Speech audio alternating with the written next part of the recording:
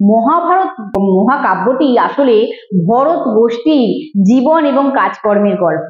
আর এই মহাভারতের প্রথমের দিকে ৮,৮০০টি শ্লোক ছিল এবং এই কৌরব এবং পাণ্ডবদের যুদ্ধ। মহাভারতের মূল বিষয়বস্তু কি? কৌরব এবং পাণ্ডব, তাদের যে যুদ্ধ, তাদের মধ্যে যুদ্ধ হয়েছিল, সেই যুদ্ধকে নিয়েই কিন্তু মহাভারত রচনা হয়েছে বা মহাভারত লেখা হয়েছে।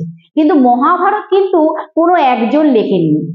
যখন আদি পর্বে একদম শুরুর দিকে এই মহাভারত রচনা করেছিলেন কৃষ্ণ দ্বৈপায়ন ব্যাস, বা যাকে বেদ ব্যাস বলি, তাই তিনি কিন্তু ৮,৮০০টি শ্লোক যোগ করেছিলেন, দিয়ে মহাভারত রচনা করেছিলেন এবং তার নাম দিয়েছিলেন জয় কাব্য, যেহেতু পাণ্ডবরা জয়লাভ করেছিল তাই।